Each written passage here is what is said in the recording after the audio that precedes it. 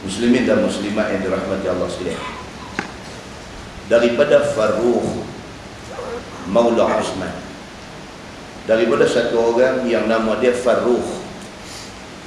Dia adalah bekas hamba kepada Sayyidina Osman bin Affan. Dia bila dia sebut Maula, Maula ni maknanya dia dulu hamba, kemudiannya dimerdekakan. Bila dia hamba yang dimerdekakan, dia dipanggil Maula. Daripada Farrukh, satu orang yang bernama Farrukh, dia adalah hamba kepada Sayyidina Osman dulu, kemudiannya dimerdekakan oleh Sayyidina Osman. Kata dia, anna Umar radhiyallahu anhu wa huwa yawma izin amirul mu'minin kharaja ila al-masjid fara'a ta'aman manthura. Dia kata satu hari Sayyidina Umar Al-Khattab radhiyallahu anhu, yang pada ketika itu dia adalah khalifah yang memerintah. Maksudnya benda ni jadi zaman Nabi dah wafat dah. Sayyidina Abu Bakar pun dah tak ada dah. Zaman Sayyidina Umar Al-Khattab jadi khalifah. Satu hari Sayyidina Umar Al-Khattab keluar daripada rumah pergi ke masjid. Bila dia sampai dekat dengan masjid, fara'a ta'aman manthura, dia nampak ada satu lumbuk makanan, nampak ada satu timbunan makanan. Faqala Umar, ma hadha ta'am. Sayyidina Umar bila tengok ni, benda ni dia tak nak tengok. Hari ni siapa punya makanan, main lumbuk banyak-banyak ni. Maka Umar Al-Khattab tanya, dia kata, ma hadha ta'am, ni apa cerita ni, makan ni, makanan ni, siapa punya, pasal apa ada sini, pasal apa duk melumbuk banyak tang ni. Faqalu ta'amun juliba ilaina. Jawab orang ada ramai-ramai di masjid ni, dia kata ini makanan juliba ilaina, ada siapa tak bawa mai ke kami ni. Depa bawa mai, depa lumbuk sementara di sini. Qala Umar, maka Sayyidina Umar respon, dia kata barakallahu fi wa fi man jalaba. Sayyidina Umar kata mudah-mudahan Allah berkati makanan yang ada di sini, wa fi man jalaba, dan mudah-mudahan Allah berkati orang yang bawa mai makanan ke sini. Sayyidina Umar dia doa begitu, mudah-mudahan makanan ada ni makanan yang diberkati, dan mudah-mudahan orang yang bawa mai ni juga mendapat keberkatan Allah. Qila ya amiral mu'minin fa innahu qad ihtukira. Tapi jawab orang ada di masjid ni, dia berkata, wahai amiral mu'minin, kalau hari ini kata wahai tuan presiden, fa innahu qad ihtukira, tapi ni bukan makanan yang dia main letak di masjid nak buat kenduri. Tapi ini makanan orang yang buat main ni, dia nak ihtikar makanan ni. Ihtikar ini makna apa tuan-tuan? Kalau dulu orang buat satu kempen anti sorok, ini benda dia. Ihtakara ni maksudnya dia pergi simpan benda yang merupakan keperluan harian orang. Dia pergi simpan, dia pergi buat stok, dia letak dalam satu store, dia buat storage dengan tujuan tunggu bagi barang tu tak ada dalam pasaran. Bila tak ada, harga naik, bila harga naik dia lepas barang tu, dia jual mahal. Ini maksudnya ihtikar dalam bahasa Arab. Jawab orang ada di masjid ni, dia berkata, ya amiral mu'minin, jangan salah faham, ini bukan makanan yang dia hantar main nak buat kenduri kat kita, tapi dia nak stok makanan dia di sini dengan tujuan supaya dalam pasaran tak ada benda ni. Bila tak ada, dia jadi demand. Bila ada demand, dia jadi boleh jual mahal. Bila dia boleh jual mahal, masa tu baru dia lepas masuk dalam pasaran. Macam hadut jadi di Malaysia lah, saat lagi minyak masak tak ada, saat lagi gula tak ada. Ini kerana ada golongan yang duk ihtikar benda ni. Benda tu bukan tak ada. Dari segi factory, dia punya production dia bukan takat cukup, lebih macam biasa. Tapi dalam pasaran cari tak ada. Bila TV duk tunjuk kata tak ada, lagi-lagi benda tu tak ada. Pembelian panik. Bila lagi-lagi tak ada, lagi-lagi demand dia tinggi, lagi-lagi golongan yang ihtikar ini, dia akan ambil untung lagi kuat. Tuan-tuan, hadis yang kita baca ni adalah hadis ekonomi. Jadi jangan kita pandang Islam ini satu agama yang nak ajak kita sembahyang, puasa, zakat, haji, baca Quran, umrah, haji. Islam ini adalah satu agama yang syumul, satu agama yang dia cover semua. Bukti dia, kita duk baca hadis ni, hadis tentang ekonomi, tentang bagaimana Islam pesan dah jangan sampai benda ni jadi dalam masyarakat. Kalau ada orang yang duk ambil kesempatan atas benda-benda yang dilarang oleh agama ni, sekejap lagi kita akan tengok apa akibatnya.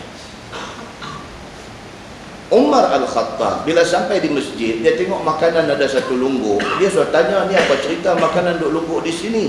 Bagi tahu orang masjid ni, dia kata ada orang main letak makanan di sini. Dia doa, dia kata alhamdulillah. Dia kata mudah-mudahan Allah Subhanahu Wa Taala berkati makanan ini. Dia duk ingat makanan orang nak buat kenduri. Dan mudah-mudahan orang yang main letak makanan dekat kita ni pun Allah berkati dia. Oh, dia kata dah. Ya Amiral Mukminin, jangan salah faham. Dia bukan bawa main untuk kenduri, tapi dia main ni dia nak simpan di masjid ni. Dia nak tumpang tempat nak simpan. Tujuan dia apa dia? Saat lagi bila barang ni naik harga, masa tu dia nak jual. Bila dia bagi tahu dekat Sayyidina Umar macam ni, qala Umar wa man ihtakara. Sayyidina Umar kata, siapa yang nak buat kerja ni? Siapa yang nak buat kerja, duk kutip benda-benda ni, himpun, simpan, bagi barang tak ada, bila tak ada, harga mahal baru nak jual ni, siapa buat kerja ni? Qalu Farrukh Maula Osman. Dia berhabaq dekat Sayyidina Umar, yang buat kerja ni yang kami tahu dua orang. Seorang ni nama dia Farrukh. Dia ni bekas hamba kepada Sayyidina Osman bin Affan. Wa fulanun Maula Umar. Dia bertahap seorang lagi bekas hamba hang dulu. Kami tak tahu nama dia, tapi kami tahu dia dulu hamba hang. Fa arsala ilaihima fada'ahuma. Sayyidina Umar Al-Khattab pun terus dia kata pergi cari mai dua ekor ni, bawa mai sini. Aku nak tengok muka orang yang buat nakal dalam masyarakat kita ni. Aku nak tengok muka depan ni. Faqala Umar, ma hamalakum ala ihtikari ta'amil muslimin. Bila mai depan Sayyidina Umar, dia tanya. Sayyidina Umar kata, apa hal dengan hampa dua orang ni yang sampai hampa pergi buat kerja ni, pergi kutip benda-benda ni semua, main himpun, bagi orang cari tak ada dalam pasaran, bila mahal baru hampa nak jual. Apa hal yang hampa pergi buat kerja ni semua? Qala, jawab dua orang ni, ya Amiral Mukminin, nashtari bi amwalina wa nabi'. Dia mempertahankan tindakan dia. Dia berkata ni barang ni kami beli dengan duit kami, dan esok bila mahal kami jual. Salah ke? Kami bukan curi duit orang, kami bukan minta kat orang, kami guna duit kami. Nashtari bi amwalina, kami beli barang-barang ni semua dengan duit kami, duit poket kami.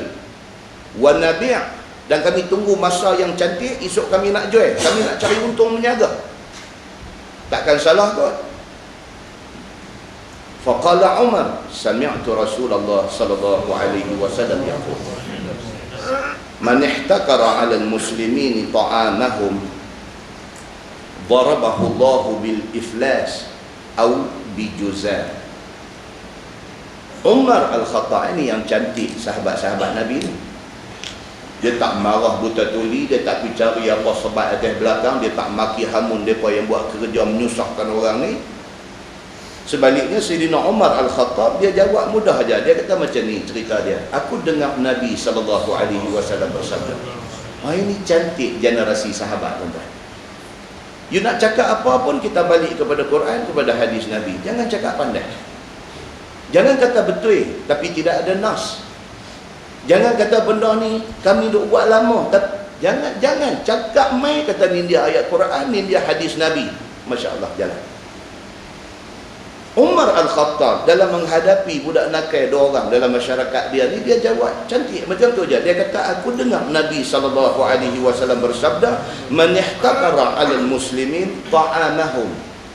Barang siapa yang buat kerja ihtikar ini, pergi cari makanan, pergi cari benda keperluan orang, buat sorok dengan tujuan barang tu naik harga, lepas tu baru nak jual mahal, nak ambil untung lebih. Barang siapa yang buat kerja macam ni, Nabi kata, darabahu Allahu bil iflas atau bijuzan. Allah Subhanahu wa ta'ala akan pastikan orang yang buat kerja ni kesudahan dia iflas, kesudahan dia muflis, kesudahan dia akan bankrupt. Siapa yang buat kerja ni mata dunia, di atas dunia ni mata kasar tengok macam dia kaya, tapi dah di sisi Allah dia bankrupt.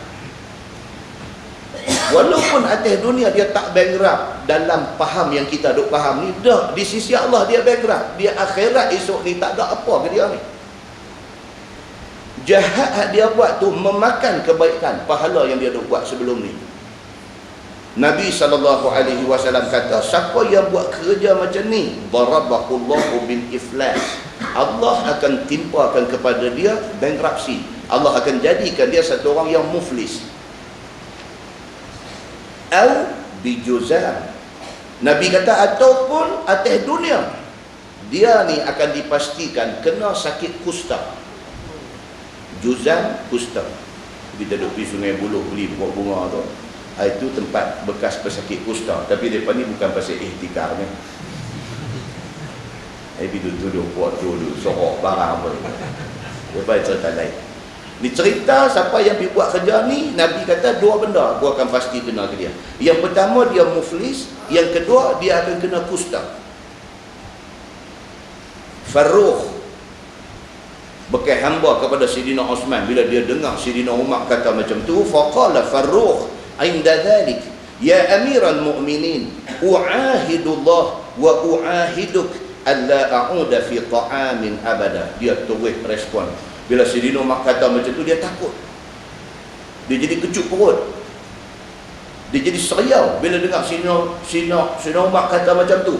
Orang ni akan jadi muflis dan orang ni akan kena penyakit kusta. Bila dengar macam tu, dia kata tu dia kata, ya amiral mu'minin, dia kata, wahai Umar, u'ahidullah wa u'ahiduk, aku janji di depan Allah dan aku janji depan engkau. Dia kata, alla a'uda fi ta'amin abada, sekali-kali aku tak akan buat dah kerja buat sorok makanan, nak tunggu mahal nak jual ni, aku tak akan buat dah lepas ni. Wa amma maula Umar faqala, dan ada pun bekas hamba Sidina Umar sendiri, dia kata dekat Sidina Umar, innama nashtari bi amwalina wa nabi', tapi dia kata saya tetap dengan pendirian saya, barang ni saya beli dengan duit ringgit, dengan duit poket saya tak kacau siapa-siapa, dan esok saya nak jual, saya nak ambil untung. Saya kok mana pun saya nak buat benda ni. Kedai dia ni. Sayyidina Umar bekas bos dia. Dia baca hadis pula bagi kat dia. Dia challenge balik Sayyidina Umar. Dia kata, no, ini Farrukh dia punya pasal. Saya dengan cara saya. Sebab barang ni saya beli dengan duit saya. Esok saya nak jual, nak apa, saya nak ambil untung, itu saya punya pasal. Saya tak peduli benda ni semua. Dia ni cakap macam tu.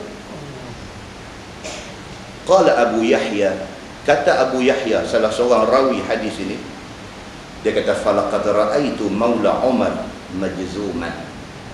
Terang-terang dia kata, aku tengok maula Umar yang gedebel ni, sebelum mati dia kena penyakit kusta. Hadis itu hadis sahih, riwayat Imam Ahmad.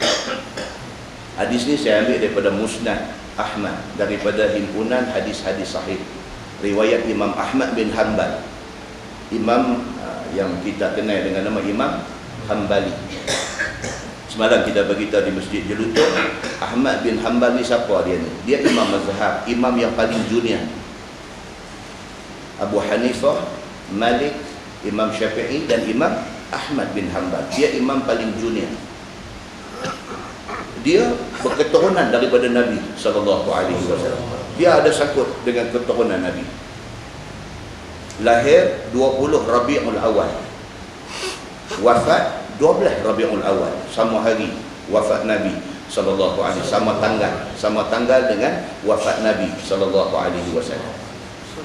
Dan mati dia cantik. Dia mati awal-awal subuh hari Jumaat. Ketika dikebumikan, orang yang mengiringi mayat dia ke masjid dan ke perkuburan sekitar 800,000 orang. Imam Ahmad bin Hanbal, umur 14 tahun sudah hafaz Quran. Ni yang kata imam-imam mazhab ni. umur 14 tahun sudah hafaz Quran. Imam Syafi'i rahimahullahu ta'ala adalah guru dia dalam ilmu fiqh. Tetapi Imam Syafi'i belajar daripada dia di dalam ilmu hadis. Dan tengok orang ulama besar-besar dulu, dia tak ada masalah. Imam Hanbali junior dia, pergi belajar dekat dia, dekat Imam Syafi'i. Tapi dia kenal Imam Hanbali ni kepakaran dia dalam bidang hadis. Imam Syafi'i belajar balik hadis daripada Imam Ahmad bin Hanbal. Dan Imam Syafi'i pernah kata kepada Imam Ahmad bin Hanbal, dia kata, wahai Ahmad, dia kata, kalau sekiranya kamu bagi tahu dekat aku di antara rawi yang meriwayatkan hadis ini masih hidup dan mereka berada di sekitar tempat aku duduk, di Kufah ataupun sebagainya, kalau kamu bagi tahu dekat aku akan cari mereka ini, aku akan belajar dari mereka. Itu Imam Syafi'i.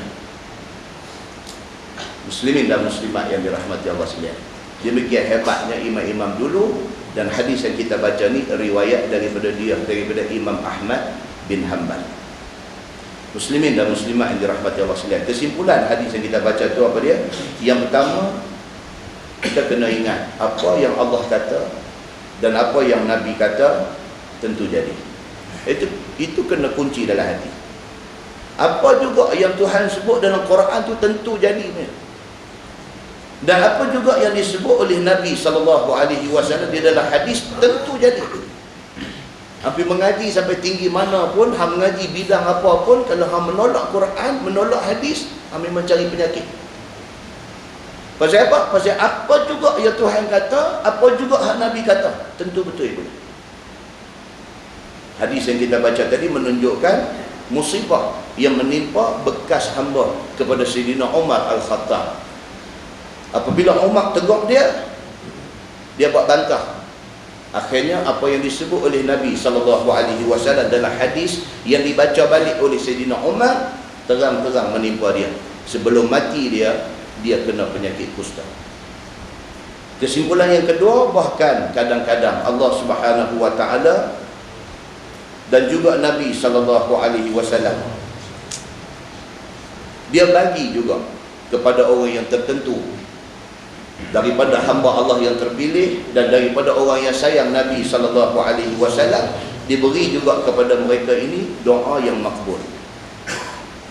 Di antaranya dalam sebuah hadis riwayat daripada Hisham bin Urwah an abihi, dia kata, anna Arwah binta Uwais idda'at ala Sa'id bin Zaid annahu akhadha shay'an min ardiha فخاصمته إلى مروان بن حكم فقال سعيد أنا كنت آخذ من أرضها شيئا بعد الذي سمعت من رسول الله صلى الله عليه وسلم. قال مروان وما سمعت من رسول الله صلى الله عليه وسلم.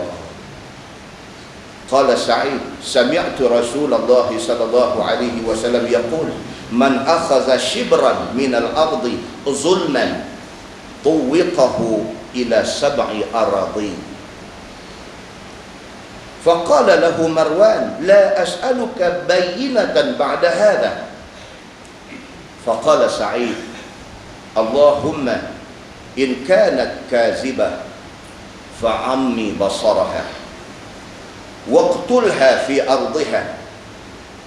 فقال عروة فما ماتت حتى ذهب بصرها ثم بين هي تمشي في أرضها إذ وقعت في حفرة فماتت أو كما قال. hadis sahih riwayat Imam Muslim. Yang ni hadis cerita tentang bukan Nabi kata, sahabat pilihan kata, doa yang keluar daripada mulut sahabat terpilih pun Allah makbul. Kena juga kepada orang yang nak buat naya mereka. Daripada Hisham bin Urwah, dia kata bapa dia Urwah ada menceritakan satu kejadian yang pernah berlaku. Satu perempuan nama dia Arwah binti Uwais. Perempuan dia ni idda'at ala Sa'id bin Zaid. Dia sudah tuduh satu sahabat Nabi yang bernama Sa'id bin Zaid. Siapa dia tuan-tuan? Sa'id bin Zaid ni siapa? Dia salah seorang daripada al-asharah al-mubashshiruna bil jannah. Ada 10 orang sahabat yang Nabi sebut nama satu-satu. 10 orang ni Nabi kata mereka ni terus masuk syurga. Selain daripada 4 yang besar, Abu Bakar, Umar, Osman, Ali, selain daripada tu ada Sa'ad bin Abi Waqqas. Di antaranya ialah Sa'id bin Zaid ni. Maknanya dia ni orang bagus. Dalam ramai-ramai sahabat Nabi ini yang dipilih oleh Allah, suruh Nabi sebut nama mereka ni. Ini 10 orang al-asharah, 10 orang ni mubashshiruna bil jannah, diberi berita baik kepada mereka. Kata mereka ni terus syurga dah, tak ada cakap banyak. Tiba-tiba mai perempuan ni nama Arwah binti Uwais ni, tiba-tiba dia pergi tuduh Sa'id bin Zaid ni sebagai satu orang yang sudah buat naya dia. Dia pergi tuduh Sa'id bin, siapa lagi tuan-tuan ni? Sa'id bin Zaid ni siapa? Dia ni adalah adik ipar kepada Sayyidina Umar Al-Khattab. Satu benda yang tuan-tuan pernah dengar cerita daripada zaman budak-budak dulu, cerita apa? Cerita Sayyidina Umar nak boleh ke punca masuk Islam tu apa? Dia pergi rumah adik dia. Adik dia nama apa? Fatimah Al-Khattab. Bila dia sampai di rumah Fatimah, kebetulan Fatimah dengan suami dia. Siapa suami Fatimah? Sa'id bin Zaid ni yang kita duk baca ni. Tengah duk baca Quran, surah Taha. Bila Umar mai tu, dia minta, dia tak mau bagi lembaran Quran tu, dia tampak adik dia Fatimah ni. Ini ceritanya. Kejadian Umar tampak adik dia ni di mana? Di rumah Sa'id bin Zaid ni yang kita duk cerita ni. Dan lepas tu bila dia pegang-pegang lembaran Quran, dia baca-baca tu, dia mula duk berasa lain macam. Dan lepas tu Umar masuk Islam. Sa'id bin Zaid ni, dia ni adik ipar kepada Sayyidina Umar Al-Khattab. Yang duk ajak dia sebelum dia boleh masuk Islam ni, yang duk ajak dia ni siapa dia? Khabbab bin Arad. Ini juga sahabat Nabi yang cerita panjang kalau cerita dia ni. Dialah yang duk pergi rumah Sa'id bin Zaid ni, duk ajak tentang Islam ni. Apa yang Nabi Muhammad ajak, dia mai ajak ke mereka ni. Sebab mereka ni tak berani nak pergi direct dekat Nabi. Pasal apa? Pasal Fatimah adik Sayyidina Umar. Sayyidina Umar samsing masa tu. Suami Fatimah siapa dia? Sa'id bin Zaid. Dia adik ipar Sayyidina Umar. Dia tak berani nak tunjuk kepada orang ramai kata dia ikut Nabi Muhammad. Dia tak berani. Maka dia ambil orang yang pergi mengaji dekat Nabi Muhammad, Khabbab bin Arad. Mai di rumah dia ajak dia. Jadi Sa'id bin Zaid satu orang yang macam tu. Tiba-tiba dituduh oleh perempuan yang bernama Arwah binti Uwais ni. Apa tuduhan dia? Dia kata annahu akhaza syai'an min ardiha. Arwah tuduh Sa'id bin Zaid ni sudah mengambil tanah dia dengan cara tak betul. Dia tuduh kata Sa'id bin Zaid ni sudah guna cara tak elok dan sebagainya, sudah samun tanah dia. Fakhasamathu ila Marwan bin Al-Hakam. Maka dia pergi mengadu kepada khalifah masa tu yang bernama Marwan bin Al-Hakam. Dia khalifah kerajaan Bani Umayyah pada masa tu. Faqala Sa'id, ana kuntu akhuzu min ardiha syai'an. Apabila Sa'id bin Zaid dibawa ke muka pengadilan, dibawa depan khalifah, dibacakan pertuduhan kepada dia, kata ambil tanah Arwah ni betul ke? Dia bila dengar benda tu, dia terus kata ana kuntu akhuzu min ardiha syai'an. Hampa tuduh aku pergi ambil tanah dia dengan cara tak betul. Hampa tuduh aku, dia kata. Ba'da alladhi sami'tu min Rasulillah sallallahu alaihi wasallam. Selepas aku ni sendiri pernah dengar dengan telinga aku Nabi pesan tentang tak boleh ambil tanah orang ni. Aku bukan dengar cerita orang. Telinga aku sendiri dengar Nabi pesan masa hidup Nabi. Nabi pesan tanah orang kita tak boleh kita tak boleh samun, kita tak boleh rampas, kita tak boleh pergi kecoh di pejabat tanah, hidup tipu dan sebagainya kerana nak ambil tanah orang. Nabi habang telinga aku sendiri dengar. Hari ni hamba nak tuduh kata aku gamak pergi curi, pergi rampas, pergi samun tanah orang, dia kata. Bila dia kata macam tu, qala Marwan, khalifah bila dengar macam tu dia pun kacau. Mau tak kacau, dia nama dia pun tak duduklah senarai 10 orang hak Nabi sebut nak masuk syurga. Ini orang yang kena tuduh ini salah satu nama yang Nabi sebut nak masuk syurga tu. Tapi dia sebagai khalifah, dia kena jalan tanggungjawab, dia kena panggil, dia kena bawa ke pengadilan, dia kena buat ni semua. Pasal apa? Itu peraturan. Bila ada tuduhan, dia nak lawan balik, dia kena buat mai bukti. Ad-da'wa wal bayyinah dalam ilmu fiqh syar'iyah, dia kata macam tu, fiqh dia kata apabila ada dakwaan mesti kena ada bukti nak menepis dakwaan itu. Tapi bila mai Sa'id bin Zaid ni dia kata macam tu, dia kata hangpa tuduh aku, hangpa tahu tak aku siapa? Aku sahabat Nabi, aku dengar sendiri Nabi pesan, takkan aku nak pergi buat benda ni. Qala Marwan, khalifah dia dengar, dia pun tension. Kata Khalifah Marwan, wa ma sami'ta min Rasulillah sallallahu alaihi wasallam. Dia kata okey. Hang dengar Nabi kata apa tentang hal ni? Qala Sa'id, sami'tu Rasulullah sallallahu alaihi wasallam yaqul, man akhadha shibran min al-ardi zulman tuwiqahu ila sab'i aradin. Aku ingat lagi Nabi kata barang siapa yang mengambil tanah orang secara tak betul, shibran, sedengkai jadi ambil. Bukan satu relung, bukan satu ekar, bukan satu hektar, bukan, ambil sedengkai aja tanah orang. Kita sempadan dengan dia. Dari segi persempadanan tu memang tentu tanah takat tu ke sana tanah dia. Kita ambil sedengkai pokok serai kita. Barang siapa ambil tanah orang kadar shibran, sedengkai aja dia ambil, zulman, secara zalim, tak betul. Tuwiqahu ila sab'i aradin. Nabi kata dia mati esok, dia masuk aja dalam kubur, tanah akan himpit dia 7 lapis. Nabi kata tanah dia duk berebut nak sangat, nak jadi kaya sangat atas dunia ni, esok dia masuk kubur, 7 lapis bumi, 7 lapis tanah akan menghimpit dia dalam kubur esok. Aku dengar Nabi kata macam tu. Kalau aku dengar Nabi kata macam tu, aku nak pergi buat ke benda ni? Faqala lahu Marwan. Khalifah Marwan pun bila dengar macam tu, kata dia, la as'aluka bayyinatan ba'da hadha. Dia kata, okey Sa'id, aku tak akan minta bukti apa dah lepas ni. Cukup dengar apa yang hang beritahu hadis Nabi ni, aku percaya hang tak buat benda ni. Faqala Sa'id bin Zaid ni, dia pun panas juga dengan tak ada pasal orang pergi duduk karang cerita, duduk tuduh karut-karut macam-macam ni. Tu saya kata Sa'id bin Zaid, kita pun kalau tak ada pasal orang pergi duduk karang cerita kat kita, duduk pergi pelingkup nama kita, sedangkan kita tak buat benda tu, kita pun hangat. Sa'id bin Zaid ni bila dengar macam tu, okey tak apalah, khalifah dah percaya, khalifah pun kata tak meminta bukti dah. Kata Sa'id bin Zaid ni, Allahumma in kanat kazibah fa'ammi basaraha waqtulha fi ardiha.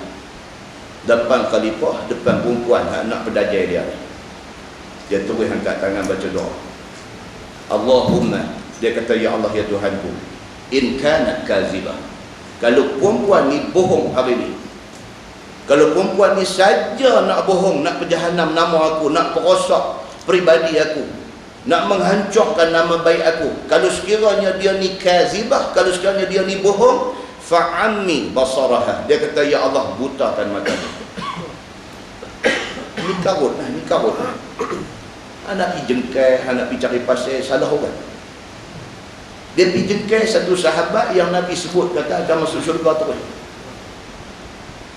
Dia ingat dia champion, dia boleh pergi jatuh satu orang yang nama besar, dia ingat dia champion, dia silap. Terus Sa'id bin Zaid ni angkat, Allahumma in kanat kazibah, ya Allah kalau perempuan ni pembohong, fa'ammi basaraha, minta supaya mata dia buta sebelum dia mati. Waqtulha fi ardiha, ya Allah aku nak dia mati di atas tanah yang dia duk tuduh aku ambil ni.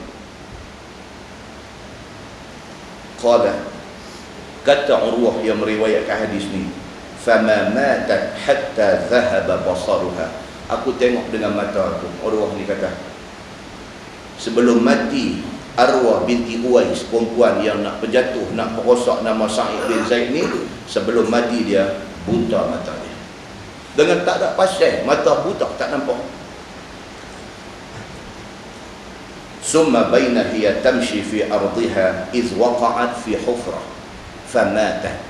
dalam keadaan buta tu, duk berjalan tergaba-gaba di atas tanah hak dia tuduh kata Sa'id bin Zaid nak ambil cara tak betul daripada dia ni. Dalam keadaan tergaba-gaba jalan tu, perlus masuk satu lubang apa ke di atas tanah tu. Famata, mati dia di dalam lubang di atas tanah yang dia buat fitnah tu. Hadis itu hadis sahih riwayat Imam Muslim. Muslimin dan muslimat yang dirahmati Allah. Ada banyaklah hadis-hadis cerita tentang benda-benda yang seumpama ni. Pengajaran paling besar kita nak kena ambil apa dia tuan-tuan? Allah bagi kat kita mulut, Allah bagi kat kita lidah, Allah bagi kat kita akal untuk fikir, Allah bagi dekat kita masa, ruang masa untuk mencari ilmu. Jangan kita guna benda-benda yang Tuhan bagi ni hidup buat dosa, hidup buat satu benda nak merosakkan nama orang yang tidak sepatutnya kita rosakkan, kerana akibat dia sangat buruk di sisi Allah Subhanahu wa taala. Mudah-mudahan mukadimah itu memberi manfaat kepada kita semua insya-Allah.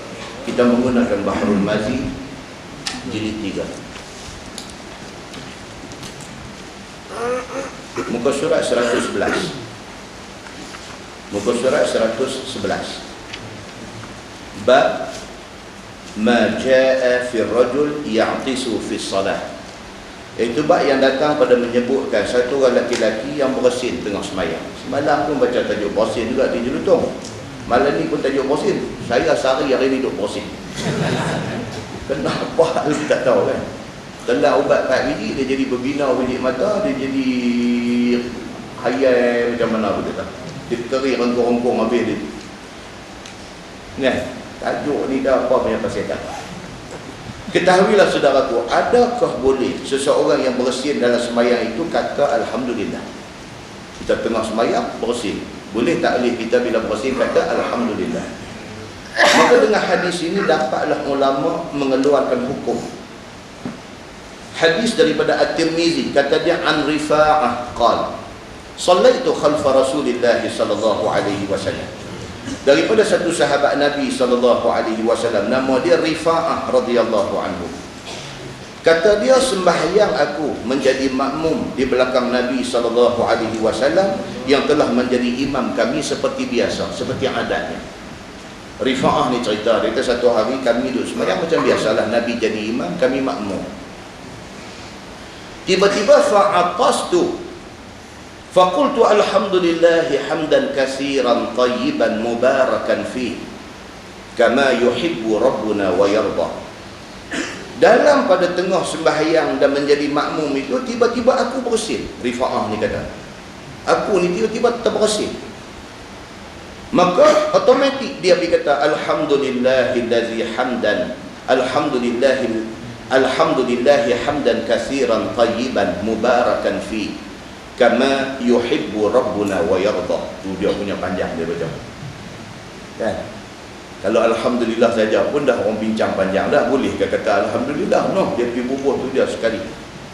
Bersin alhamdulillahi hamdan katsiran tayyiban mubarakan fi kama yuhibbu rabbuna wa yarda. Dia baca yang tu. Maka dalam pada tengah duduk semayang bersin, pergi baca macam tu. Rupa-rupanya ucapan aku itu dengar ke telinga Nabi sallallahu alaihi wasallam. Nabi jadi imam, Nabi dengar. Ada orang pergi baca doa panjang tengah duduk sembahyang. Dan sudahlah rupa-rupanya perbuatannya mengucap itu bagus. Dia tak tahu kata benda tu tak salah. Dia ni benda ni berlaku spontaneously, secara spontan jadi. Macam kita lah ni tuan-tuan nak pergi kedai cermin mata, nak pergi cek apa kita punya kelabu mata kan. Dia ada satu mesin tu kita bisa sangkut dagu tu kan. Satu macam dia tembak angin pula main kat biji mata kan. Kita tutup mata. Ada kita relax. Dia itu angin keluar, you tahan sikit. Relax. Mana boleh tahan? Benda ni dia spontan. Tuan-tuan, kita nak katup mata bila ada benda nak masuk ni, fikir dulu kan. Mana fikir? Kita duduk naik motor kan terus habuk main. Tak kena lagi mata kita tutup lah. Tuhan buat benda ni automatik.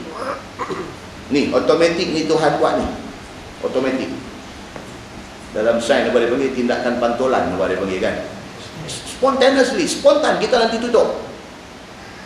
Hamba Allah ni pula tengah duduk semayang bersin-bersin alhamdulillah terus lah automatik. Macam orang yang dia cakap orang putih hari-hari, dia bersin sorry lah. Sorry tentu batal lah sembahyang kan. Kan? Sorry tentu batal lah. Ni cerita alhamdulillah, batal ke tak batal? Dia tanya ustaz, kalau kata sorry ustaz, tanya pula sorry batal lah. Kan? Bila dia sebut tadi ni, dia bersin, dia pergi sebut doa panjang tadi ni, alhamdulillah hamdan katsiran tayyiban mubarakan fi kama yuhibbu rabbuna wa yarda. Bila dia sebut tu, Nabi SAW dengar. Kata dia, falamma shalla Rasulullah SAW insarafa.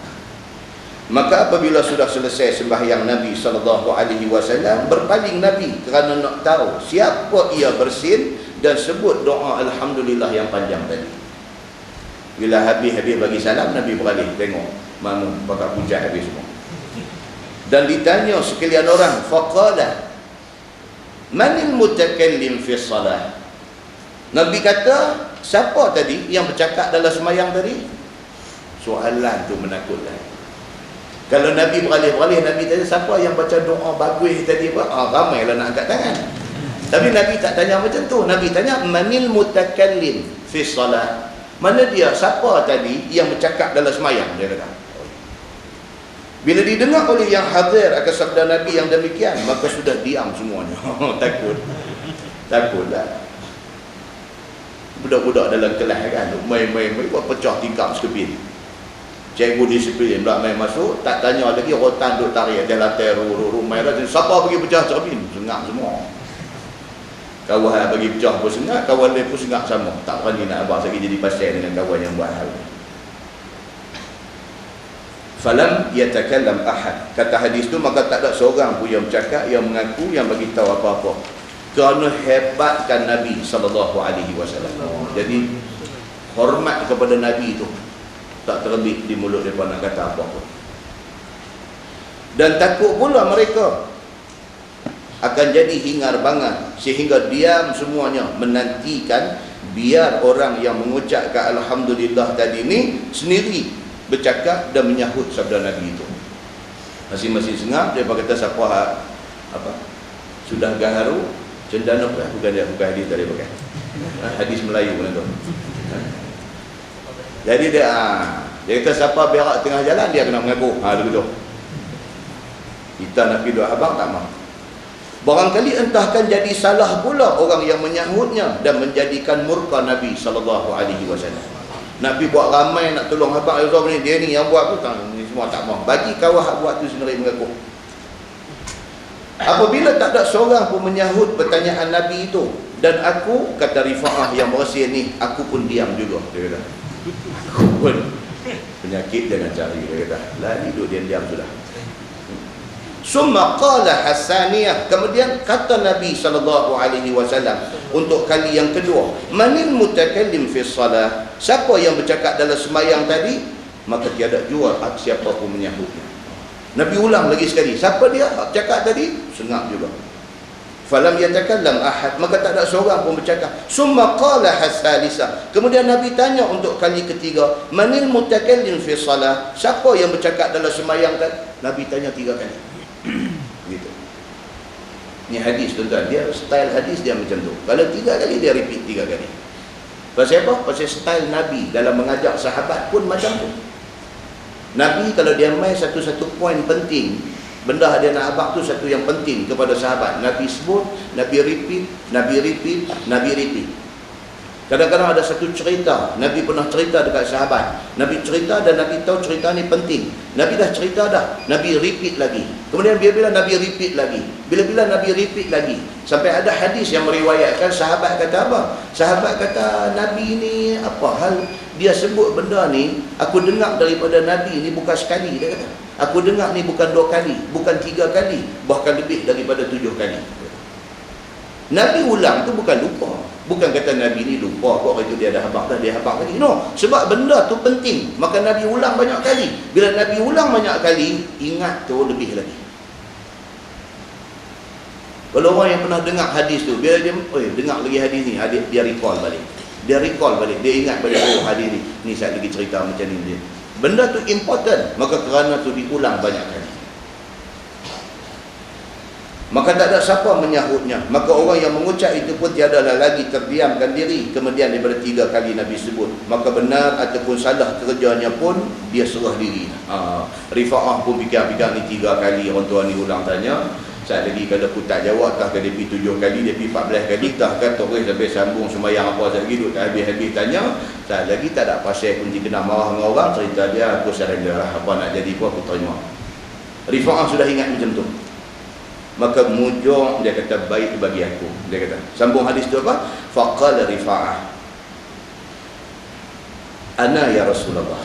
Mengaku maka kata Rifa'ah dengan kata dia, ya Rasulullah, yang berkata-kata dalam sembahyang tadi itu saya. Saya lah yang cerita doa panjang tadi ni. Ini cerita dia, saya. Qala kaifa qulta? Sabda Nabi SAW, bagaimana kamu kata tadi? Nabi suruh dia ulang pula. Nabi kata apa tadi? Cuba ulang lagi sekali, bagi satu kelas dengan. Ya. Jadi kalau Islam tu ada satu cikgu, dia punya style apa? Dia abang-abang ulang kelas, dia buat duduk budak-budak ulang sampai jadi satu ajuk di kalangan budak-budak ni. Nampak dia ulang kelas. Ya. Tabiat orang kan, habit orang ni kadang-kadang ada satu-satu orang dia ada satu habit dia. Dia ada favorite word dia, ada satu perkataan dia dan cukup mana pun dia cakap dia disebut. Kan ada kawan nakal ni tidur bilang pula orang nakal apa tadi yang disebut. Semua orang ada. Kita gelak kat orang, kita tak tahu orang gelak kat kita. Semua orang ada. Kan? Nabi SAW kata dekat Rifa'ah, kaifa qulta? Hang kata apa tadi? Cuba ulang balik. Supaya aku dengar dengan terang dan jelas. Dan tiada syak akan suatu kemudian daripada yakin lagi. Nabi kata ulang lagi, repeat lagi sekali. Aku nak dengar daripada awal sampai habis. Kok tak betul, aku boleh perbetul. Gitu. Qala qultu alhamdulillahi hamdan katsiran tayyiban mubarakan fih kama yuhibbu rabbuna wa yarda. Rifa'ah kata, aku kata macam tu ya Rasulullah. Bila didengar oleh Nabi SAW ucapan yang sebaik-baik ucapan itu, maka sabda Nabi SAW, faqala Nabi SAW, wallazi nafsi biyadih, laqad ibtadara bid'un wa salasuna malakan ayyuhum yas'adu biha. Wah, Nabi berkata begitu. Sabda Nabi SAW, demi Allah Tuhan yang nyawa aku ada di dalam kudratnya. Nabi kata, sesungguhnya aku dapat lihat berlumba-lumba ucapan bersin yang kamu ucapkan itu. Lebih daripada 30 malaikat duk berlumba-lumba. Siapa daripada kalangan mereka yang boleh dulu bawa naik kalimah itu kepada Allah ke langit? Nabi kata macam tu. Nabi kata tadi, bila hang sebut aja tu alhamdulillahi hamdan katsiran tayyiban mubarakan, bila hang sebut tu, Nabi kata aku nampak lebih daripada 30 malaikat berebut-rebut nak buat naik pahala bacaan hang tu, nak buat naik dipersembah kepada Allah Subhanahu wa taala, nak menyampaikan perbuatan yang baik itu kepada Allah Subhanahu wa taala. Nabi berkata begitu. Allah, Rifa'ah kata kalau aku tahu aku mengaku Allah. Rifa'ah kata tak abang Allah. Dia kata hadis. Kata At-Tirmizi, dan pada bab ini ada riwayat daripada Anas dan Wa'il bin Hajar dan Amir bin Rabi'ah, dan bermula hadis Rifa'ah itu hadis yang hasan. Hasan ni maksudnya kategori kedua selepas sahih. Boleh digunakan untuk buat amal. Begitu. Masalah bersin dalam sembahyang apa hukumnya?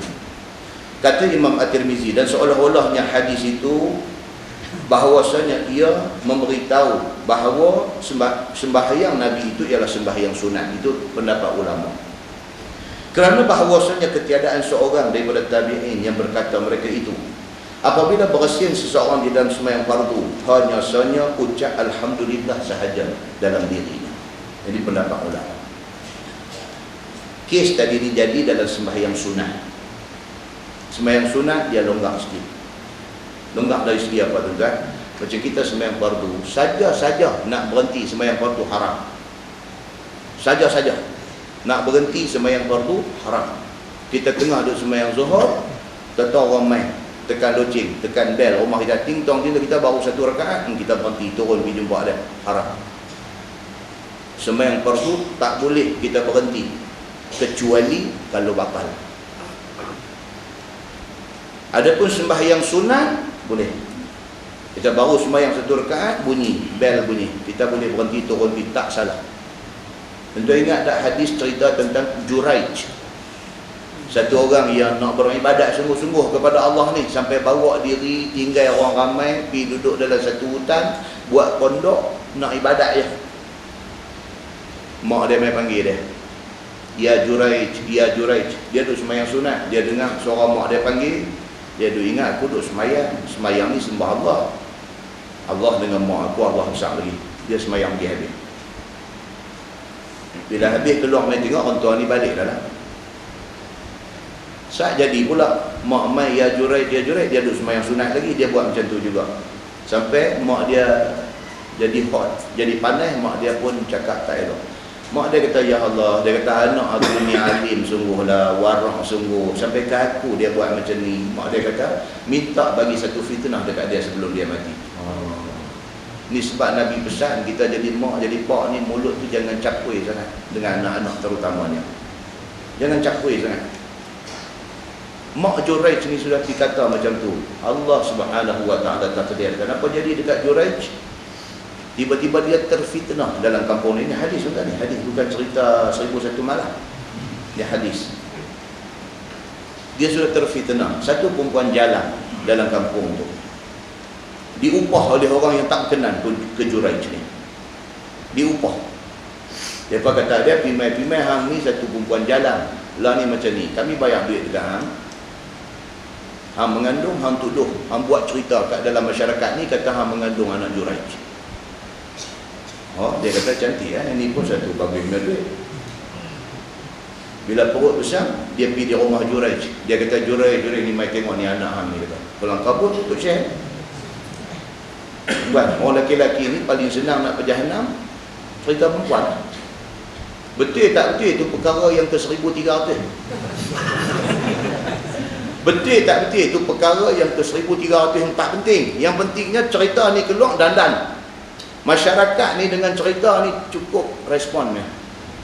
Dandan bunyi di mulut kau dengar ni, tak sangka anu tengok dengan janggut lebat. Betul tak betul tak tahu lagi, tapi respon dah main macam tu lah.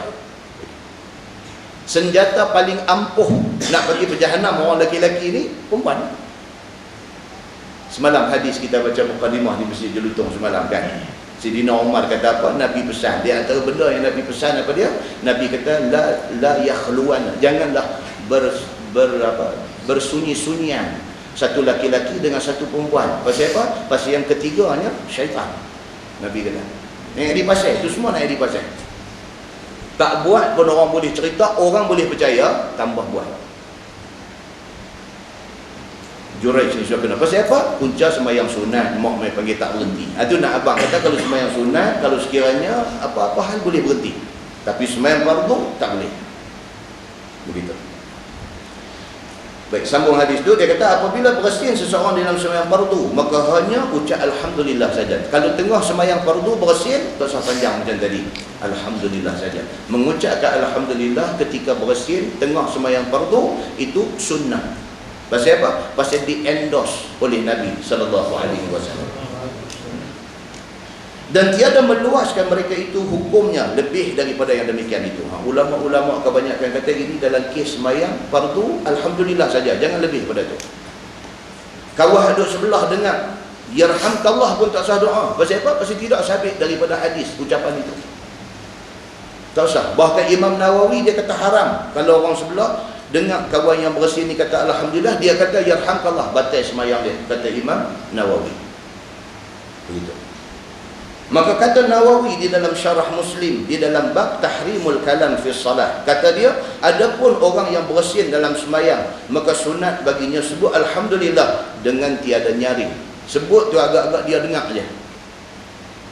Dan inilah mazhab kita Syafi'i. Dan dengan dialah berkata Imam Malik rahimahullahu ta'ala dan lain daripada mereka itu. Dan diriwayatkan daripada Ibni Umar dan An-Nakhai dan Ahmad radhiyallahu anhum bahwasanya dinyaringkan dia. Ada pendapat yang kata kita bila bersin dalam sembahyang fardu kita kata alhamdulillah tu kata derah tak apa. Tak salah. Dan di antara yang mendokong pendapat ini ialah Imam Hanbali, Imam Ahmad bin Hanbal. Tapi takat alhamdulillah saja, jangan lebih pada itu. Kata Imam Nawawi, yang pertama tadi itu lebih azhar. Maksudnya sebut pelan itu lebih baik. Dia ada hadis tentang nanti bila-bila kita baca di masjid mana-mana cerita tentang Nabi SAW sembahyang dia baca derah sangat. Dia baca Quran tu derah sangat. Yang apabila Nabi baca derah sangat tu dengar kependengaran musyrikin, kafir musyrikin Makkah. Bila dengar dia pergi maki ayat Quran, dia pergi maki Nabi, dia pergi maki habis dengan Tuhan yang menurunkan Quran tu. Allah turun satu ayat dekat Nabi, kata dekat Nabi jangan derah sangat dan janganlah pelan sangat sampai orang tak dengar. Ambil in between di antara dua ini. Ini kes hadis ni dia boleh apply dalam keadaan kita semasa hari ni. Kan ada setengah masjid, setengah surau ni kadang cerdik korang. Itu aja, bukan kata bodoh, dia cerdik korang. Dia pergi paderah ni lah, ya Allahu Akbar. Kan tepi masjid ni ada anak kecil nak tidur, terkejut dengar jaga kaya orang-orang.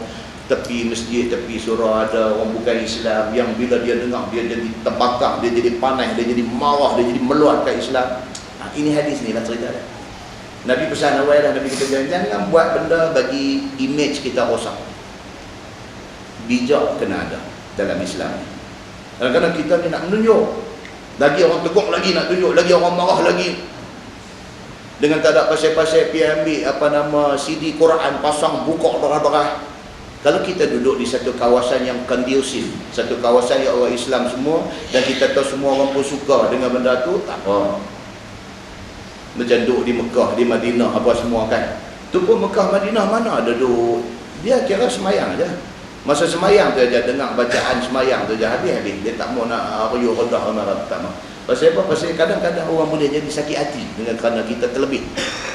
Orang jadi sakit hati. Islam ni dia main penampilan dia begitu. Dia tak mau bagi orang sakit hati. Tapi kita kena pertahankan Islam. Kalau azan kena, tak boleh sampai tutup, tak mau bagi bunyi, tak mau bagi dengar, tak boleh. Azan kena bagi dengar, tapi azan saja, jangan lebih pada tu. Nah, itu ada hadisnya di bila-bila kita baca. Muslimin dan muslimat yang dirahmati Allah sekalian. Kemudian bab dia kata fi naskhi al-kalam fi salat. Itu bab yang datang pada menyatakan hadis membatalkan bercakap yang asalnya harus dalam sembahyang. Awal-awal dulu dalam sembahyang boleh cakap. Kemudiannya turun satu perintah membatalkan kebenaran bercakap waktu tengah sembahyang.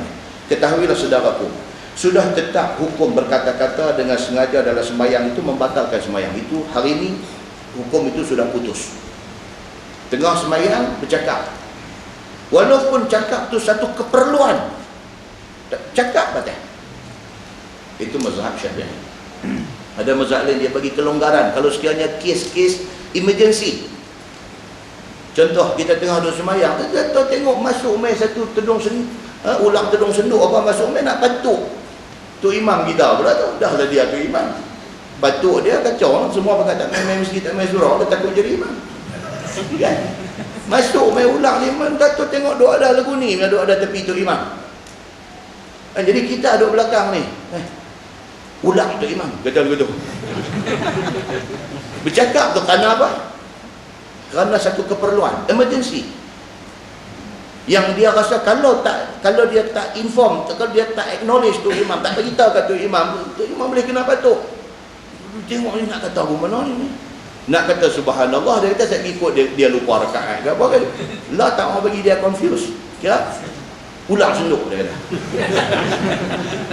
Baik apa hukum kata lagu tu? Asal lagi dia akan beritahu apa hukum dia. Kita baca dulu. Dan adalah berkata-kata itu diharuskan pada mula-mulanya. Awal dulu dia kata dalam sembahyang boleh bercakap sebelum turun perintah memansuhkan kebenaran bercakap ni. Iaitu pada zaman awal Islam pada zaman Nabi SAW. Kemudian baru turun hukum daripada langit membatalkan hukum harus bercakap di dalam sembahyang itu. Hadisnya adalah an Zaid bin Arqam radhiyallahu anhu qala kunna natakallam khalfa Rasulillah sallallahu alaihi wasallam fi shalah. Diriwayatkan daripada satu sahabat Nabi sallallahu alaihi wasallam yang bernama Zaid bin Arqam. Kata dia, kami pada masa Nabi SAW, kami boleh bercakap-cakap sekiranya ada hajat kami di belakang Nabi SAW ketika Nabi jadi imam dan kami menjadi makmumnya di dalam sembahyang. Tiadalah apa-apa teguhnya pada masa itu. Zaid bin Arqam, dia ni sahabat Nabi. Kita ingat kuliah kita lepas kan, kita baca hadis tentang Zaid bin Arqam. Tabi'in mai jumpa dia, kata hang untunglah Zaid, pasal apa hang pernah jumpa Nabi, hang pernah semayang belakang Nabi kan. Kita baru baca hadis ini Zaid bin Arqam. Dia kata dulu masa awal-awal Islam dulu kami tengah semayang boleh bercakap dengan orang sebelah, tak dilarang pada masa tu. Dia kata yukallimur rajul minna sahibahu ila janbih, bercakap satu orang daripada kami akan kawannya yang di sebelah tepinya, seperti mana memberi salam misalnya, dan seorang lagi jawab. Demikianlah kami pada zaman itu. Kan dia dah semayang, kawan tu baru main buang kasut, lepas semua masuk kan, sahiba lagu tu biar boleh duk buat dulu lah. Lah buat lagu tu makan sigong kan, bagi sigong kan. Zaman tu boleh. Dan naik duduk sebelah tu, assalamualaikum bunyi tu. Dia ni pun ke Waalaikumsalam. Dulu boleh, dia kata. Artinya dah hendaklah berdiri sekalian. Mana tadi? Ada seorang yang menjawabnya. Demikianlah berlaku pada zaman itu. Dia kata hatta nazalat wa qumu lillahi qanitin. Sehinggalah turun firman Allah wa qumu lillahi qanitin. Maksudnya dah hendaklah berdiri sekalian kamu kerana Allah di dalam sembahyang itu hal keadaannya diam daripada berkata-kata. Hingga turun ayat tu. Bila turun ayat tu, Nabi baca ayat tu, Nabi turun. Lepas ni tak boleh dah duk assalamualaikum waalaikumsalam tengah sembahyang, tak boleh dah Nabi kata. Kerana ayat sudah turun melarang kita bercakap tengah sembahyang. Nak heran apa tuan-tuan? Zaman tu bukan kata tengah sembahyang bagi salam jawab salam boleh. Zaman tu arak boleh lagi. Kita baca cerita tentang pengharaman arak. Dia turun berperingkat-peringkat. Mula-mula boleh minum. Lepas tu turun mai ayat, Allah beritahu wala taqrabus salah wa antum sukara. Kalau mabuk tak usah duduk sembahyang. Mana boleh minum dah? Boleh, tapi pastikan jauh daripada waktu sembahyang. Boleh minum lagi. Turun mai lagi, turun mai sampai dah tu innamal khamru wal maisir wal, bagi tahu kata arak apa semua ni haram sepenuhnya. Tak boleh dah minum sama sekali. Itu peringkat penurunan hukum daripada Quran ini. Quran daripada Allah ini. Dia kata bitadrij ataupun bitadarruj. Turun secara step by step, berperingkat-peringkat. Macam kita hari ini, kita pergi berdakwah, ajak puak-puak orang asli masuk Islam. Mereka daripada celek mata, reti, kenal dunia, sampailah hari kita masuk, pergi duk ajak dia masuk Islam tu, dia makan babi hutan, dia makan kera, dia apa. Kita pergi pegang tangan dia, suruh masuk Islam, terus habang ni, yang tak boleh makan, dia susah dia. Oh, dia kata macam ni payah dia dah, macam ni tak boleh masuk.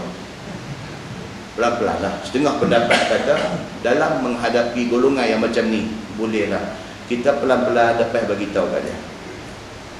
Kawan saya sama mengaji di universiti dulu budak Sabah. Depa ni dulu Yayasan Sabah. Kutik depa ni, kutik daripada kampung-kampung ni, depa kebanyakan Kristian lah. Kutik depa apa semua bawa mai di yayasan bagi mengaji sekolah agama di Sabah apa semua, lepas kemudian hantar mai ke Semenanjung. Ada yang masuk polis Islam, hak mana cerdik ni, hak mana yang ni, kemudian main masuk universiti dan sebagainya. Depa ni keluarga masih macam kehidupan biasa depa. So depa ni bila cuti panjang, Yayasan Sabah dia ambil orang balik. Bila orang balik depa ni balik ke keluarga depa balik. Satu sahabat nama Moroson apa kan nama dia pun.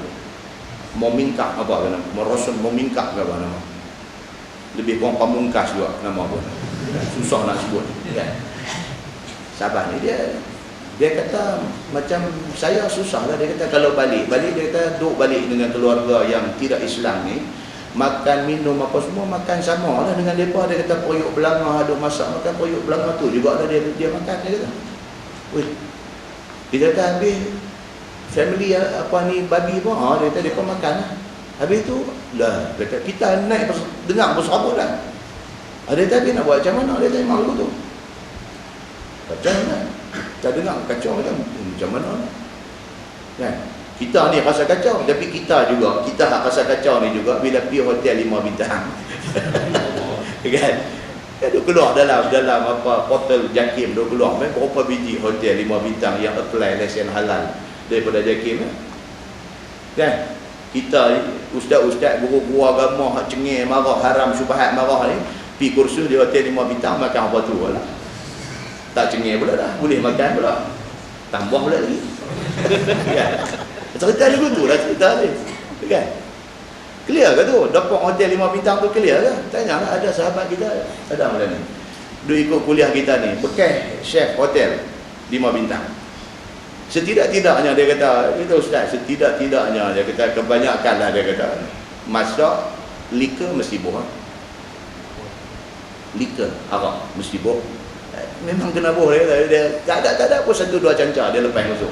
Dia tak kira dia masak apa pun, dia boh 1-2 cancah. Tu macam mana Ustaz? Dia kata saya duk kerja ni memang serabut dia kata. Berhenti pergi minta kerja jadi chef di Hotel Seri Malaysia. Dia kata tak ada lah yang ni. Dia kata di Seri Malaysia ni alhamdulillah lah buat kerja pun gaji kurang lah sikit dia kata. Gaji kurang. Dia bila nak gagah tunggu gaji lebih tu tak boleh. Dia ada chief kepada chef ni pula akan make sure benda ni boleh. Dia kata saya tak buat. Susah. Nah, ini benda hadis ni bila kita baca ni dia berkaitan dengan benda-benda ni semua. Jangan duk baca pasal waqumu lillahi qanitin saja, tapi lanjutan daripada tu, perbahasan dia boleh lebih daripada tu lagi. Dia menyangkut tentang hal-hal ni sehingga turunlah firman Allah waqumu lillahi qanitin. Maksudnya hendaklah kamu berdiri menghadap Allah Subhanahu wa taala dalam keadaan diam, tak boleh bercakap dengan perkataan yang tidak dibenarkan di dalam sembahyang. Maka sudah turunlah ayat itu. Nabi SAW fa umirna bisukut wa nuhina 'anil kalam. Maka disuruh kami diam. Nabi pun dah turun ayat tu, Nabi panggil depa, Nabi kata okey. Start from now on, daripada lah ni dan ke depan semayang tak boleh cakap lagi dah. Dan ditegahkan kami daripada bercakap dan berkata kalam lain daripada yang disuruh di dalam sembahyang. Start daripada tu, benda yang tak menyangkut tentang hal sembahyang tak boleh ucap, tak boleh sebut. Nanti tajuk akan datang, kita akan baca perbahasan tentang, saya ingat jilid ni pun, kita akan baca perbahasan tentang apa nama khutbah Jumaat.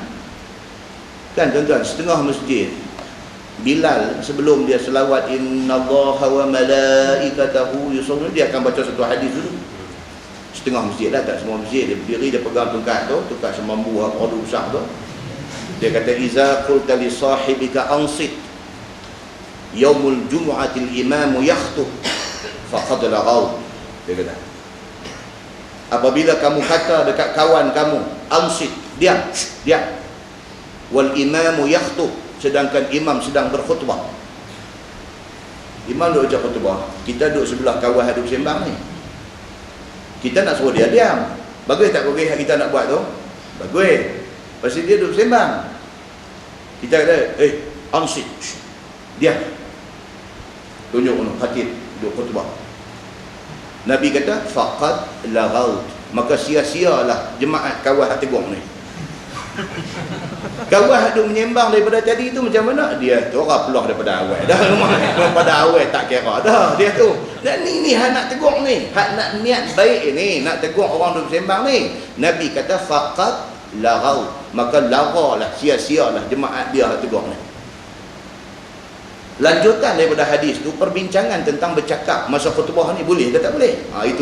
Itu dia panggil implikasi hukum. Bila kita baca satu ayat Quran, kita baca satu hadis Nabi, hukum yang timbul itu, apa implikasi dia? So, adakah bercakap tak boleh masa khutbah? Itu persoalan dia. Baik, kalau kata bercakap tak boleh, bila khutbah kedua, khatib baca doa, kita boleh dah doa amin doa yang dibaca oleh khatib itu? Baik, jawapan kepada soalan itu boleh ke tak boleh, dia kena ada nas. Sama macam kita baca kuliah kita yang lepas. Bila imam baca doa kunut, boleh tak boleh kita amin? Boleh. Pasal apa boleh? Pasal ada hadis yang mengatakan Nabi baca kunut nazilah, makmum aminkan doa Nabi. Ada hadis, boleh. Baik, dalam sembahyang jemaat kita doa amin tu ada tak hadis yang menceritakan kata sahabat-sahabat mengaminkan doa Nabi dalam khutbah yang kedua? Bila tak ada masalah. Baik, kalau kita amin juga, adakah amin itu dianggap bercakap dalam khutbah? Dan adakah bercakap itu makruh ataupun haram? Dan adakah cakap itu menyebabkan batal jemaat kita, sia-sia jemaat kita pada hari itu? Itu dia kata implikasi hukum. Yang tu tajuk akan datang pun kalau tak silap dia, nanti jumpa.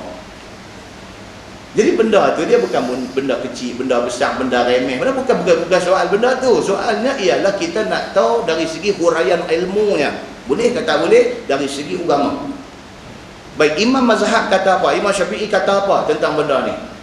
Itu tujuan kita mengaji, tuan-tuan. Muslimin dan muslimat yang dirahmati Allah sekalian. Dan kata Imam At-Tirmizi, dan pada bab ini ada riwayat daripada Ibni Mas'ud dan Muawiyah bin Al-Hakam, dan bermula hadis Zaid bin Arqam itu ialah hadis yang hasan lagi sahih. Hadis yang kita baca tadi itu hasan dan sahih. Berkata dengan perkataan apa yang membatalkan sembahyang. Itu bawah tu perbincangan dia. Kata Imam Nawawi di dalam syarah Muslim, tuan-tuan, kitab hadis ni dia ada sahih Bukhari, dia ada sahih Muslim, dia macam-macam. Tiap-tiap satu kitab hadis tu dia ada syarah dia, dia ada huraian dia. Sahih Bukhari, syarah dia apa dia? Fathul Bari, syarah dia. Sahih Muslim, dia ada syarah dia. Kalau tidak kita baca hadis, baca makna, kita tak faham. Kita kena cari syarah dia, apa maksud tu hadis tu. Syarah kepada Sahih Muslim ialah syarah Muslim yang ditulis oleh Imam Nawawi. So Imam Nawawi di dalam kitab dia Syarah Muslim ni, dia kata apa?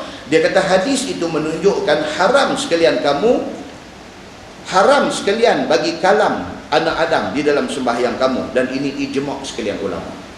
Dalam sembahyang ni cakap apa pun tak boleh. Kalau bercakap batal sembahyang. Itu ijma' semua ulama sepakat mengatakan batal kalau bercakap. Kan? Kalau tuan-tuan baca kitab fiqh, kitab fiqh Jawi, Fathul Mu'in, panjang-panjang ni, dia main lagi, dia pi lagi halus perbincangan dia sampai ke tahap kalau bunyi yang keluar daripada mulut kita tu boleh membawa maksud pun tak boleh, batal juga. Contoh dia kata kan, kadang-kadang dia jadi macam ada gelemar, macam dia kita berdahan setengah dia kata batal yang tu pun. Tapi dalam perbincangan kita besar tak ada yang tu. Tapi bila main kita kecil dia pergi sampai situ, hak tu pun tak boleh. Pasal apa? Tu ada maksud dia kata. Dia boleh membawa maksud. Contohnya maksud apa? Maksud mengorak orang perempuan. Orang perempuan lalu tu membawa maksud, dia ada membawa maksud. Membawa maksud di antaranya apa? Mengorak orang. Yang tu pun dia kata batal juga. Kacau dia. Jadi kalau kita di lekat di Hong Kong nak buat macam mana? Dia nak bagi lepas atau tak bagi bunyi sorak tu, kacau lah. Kalau sampai macam tu kita nak pergi beralui lagi, kacau, kita tak boleh buat ibadat pula. Padan dengan hak kita besar-besar ni lah dia tak sampai menyusahkan ibadat kita. Tengah orang dia sampai puasa pun dia jadi satu beban dekat dia. Kan? Ni sampai ayat dia duduk di rengkung ni telan pun dia kata batal. Dia jadi susah lah bila main puasa ni duduk ludah tu kita kena rengkung ni. Pasal apa? Pasal dia pergi dengar siapa mengajar abang kata hak tu pun batal. Kan? Telan apa benda bukan duduk di luar ni, duduk rengkung ni pun telan pun kira batal. Tu. Bulan puasa ni cikgu duk mengajar dalam kelas, cikgu ni pun mengajar macam-macam, keluar pergi ludah tu, sekali budak pun bagi keluar ludah tu bah habis sekolah tu. Islam ni dia taklah macam tu, taklah sampai susah sampai macam tu. Baik.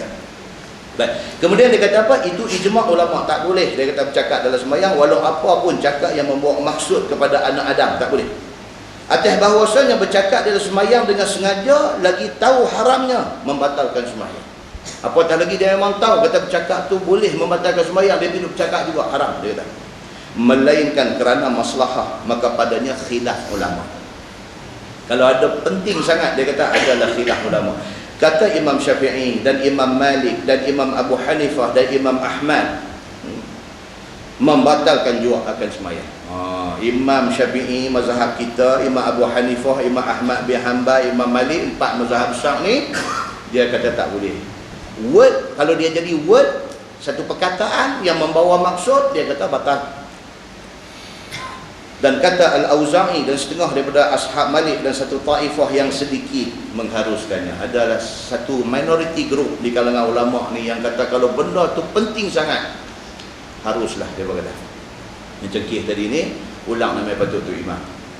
Ulang, dia kata begitu. Ulang. Nah, tu imam pun lompat tu. Kan? Tu imam lompat. Kau yang suruh ulang tu kenapa tu? Pasal ulang marah saja. Masalah dia kata berkata kerana hajat batal ke sembahyang. Kata Imam Nawawi, haram berkata-kata di dalam sembahyang, sama ada kerana hajat ataupun bukan kerana. Imam Nawawi sama macam Imam Syafi'i, sama macam Imam Malik, sama macam Imam Ahmad bin Hanbal, sama. Dia tak kira, dia kata janji bercakapnya batal.